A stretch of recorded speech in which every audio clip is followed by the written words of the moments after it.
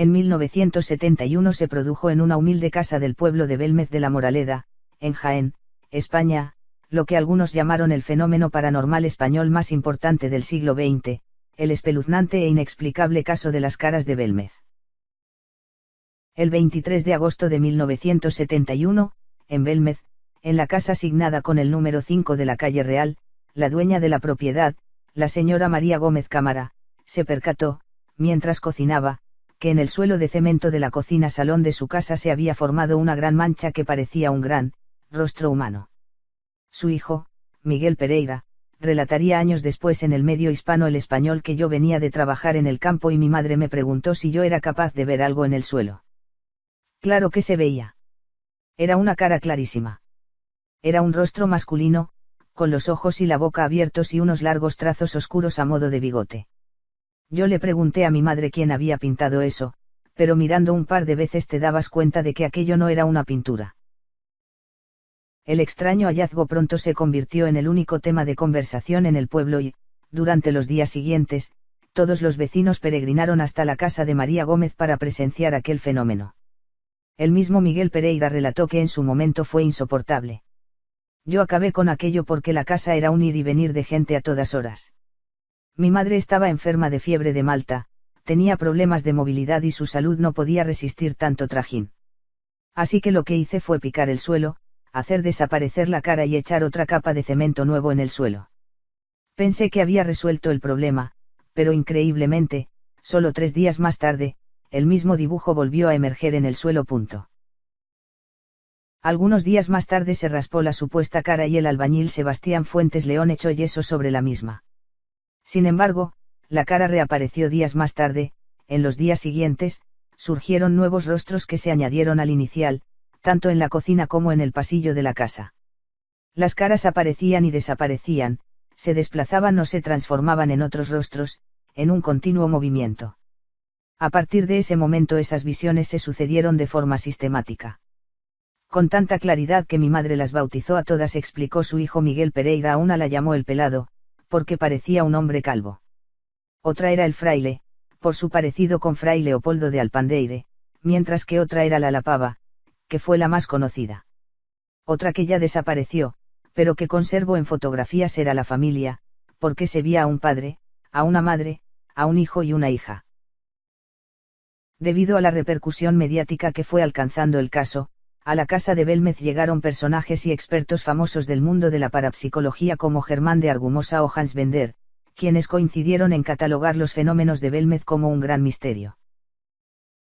Para la gran mayoría de los especialistas, lo que sucedía en esa humilde casa de Belmez era un fenómeno paranormal conocido como teleplastia, es decir, una manifestación mediante la cual imágenes, formas y rostros humanos se imprimían de manera inexplicable sobre suelos, techos, paredes y otras superficies. Algunos afirmaban que estas formaciones obedecían a los deseos inconscientes de los seres humanos, mientras que otros creían que se trataba de evidencias físicas de personas que habían muerto y que buscaban pedir a los vivos algún tipo de ayuda o favor. Germán de Argumosa, quien supuestamente venía comisionado por el gobernador civil para averiguar lo que había debajo de las caras, afirmó incluso que había grabado una supuesta psicofonía, nunca publicada, en la que los fantasmas lo llamaban por su nombre y le decían: Germán, pica patio, levanta cemento, refiriéndose presuntamente a la existencia de un antiguo cementerio ubicado debajo de la casa de María Gómez Cámara. Luego de que algunos escépticos aseguraran que las caras de Belmez habían sido pintadas con nitrato y cloruro de plata, un método muy usado en fotografía y empleado ya en los años 40 por activistas antifranquistas, se realizaron varios análisis que descartaron la presencia de estas sustancias, aunque algunos aseguraron que ese examen no tenía valor por cuanto se desconocía cuáles habían sido el proceso para recoger las muestras. Luego que María Gómez falleciera en febrero del 2004, Pedro Amorós, presidente de la Sociedad Española de Investigaciones Parapsicológicas, SEIP, investigó si habría más de esas pigmentaciones, que a su juicio eran teleplastias, manifestaciones o residuos de ectoplasma. Así surgieron las nuevas caras de Belmez, aunque la forma de estas nuevas caras era mucho más vagas que las anteriores. Con respecto al origen paranormal de las caras de Belmez, algunos investigadores sostienen que el origen de las caras estaría ligado a un antiguo cementerio medieval árabe del siglo XIII que se descubrió en el subsuelo de la cocina de la casa, En excavaciones realizadas hasta una profundidad de casi 3 metros después de la primera aparición, se pudo constatar la aparición de restos de huesos humanos.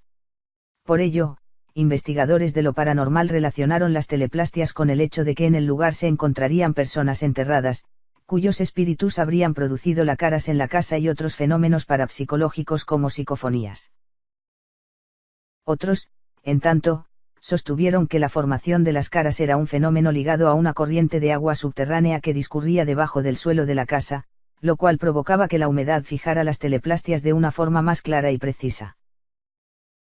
En el año 2014, el programa de televisión español Cuarto Milenio, dirigido y presentado por los periodistas Iker Jiménez y Carmen Porter, contrató a 2 científicos para que analizaran, ante notario, las caras con el fin de descubrir el posible fraude.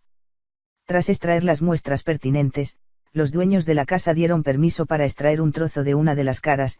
El director general de una conocida empresa de ingeniería química fue el encargado de analizarlas. Su diagnóstico fue que las caras no estaban hechas con pintura, agregando que según los conocimientos y las técnicas empleadas en la investigación, no aparece manipulación ni elementos externos. Posteriormente, se intentó pintar las caras utilizando diferentes métodos que muchos medios dieron por válidos durante años, como disolvente de hormigón, ácido clorhídrico y nitratos de plata, quedando demostrado, según el programa, la imposibilidad de dibujarlas mediante dichas técnicas, aunque ello no impidió que varios periodistas y algunos expertos calificaran el caso de las caras de Belmez como un ingenioso fraude.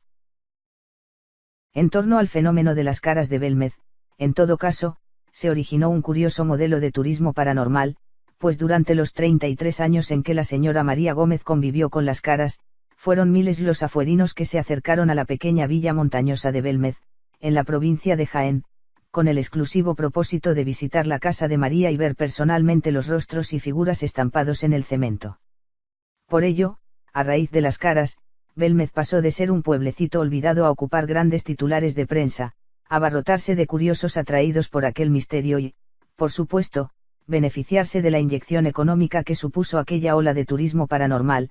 Aunque María Gómez no cobraba por entrar a la casa, tampoco se negaba a recibir la voluntad o cooperación monetaria de los visitantes, quienes también solían llevarse como recuerdo algunas de las fotos de las caras que vendía el fotógrafo del pueblo. El municipio local, en tanto, también abrazó a este supuesto fenómeno paranormal como parte del patrimonio del pueblo. En febrero del 2013 el Ayuntamiento de Belmez inauguró en el edificio de la antigua escuela un flamante centro de interpretación de las caras, financiado con dinero de la Unión Europea. Miguel Pereira, hijo de María Gómez y actual propietario de la casa, explica que desde que murió mi madre las caras apenas salen. Y si aparece alguna lo hace con muy poca fuerza. Pero igualmente a veces aparecen rostros de perfil o rostros desde cuyos ojos emerge otra cara. La Casa de las Caras de Belmez permanece cerrada desde que María Gómez falleció en 2004, aunque solo se abre a las visitas que pagan la voluntad por ver los espectros.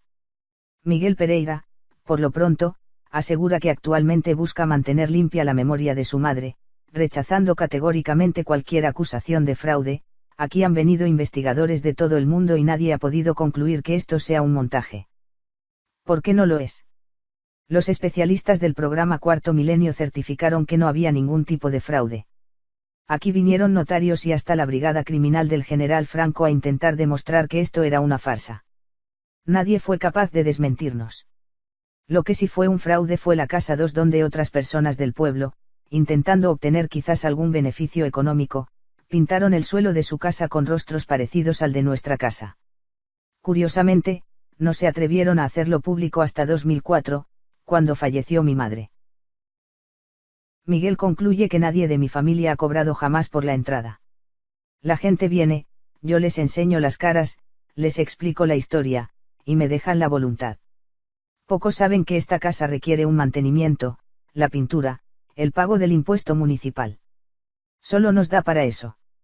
Nadie se ha hecho rico con las caras.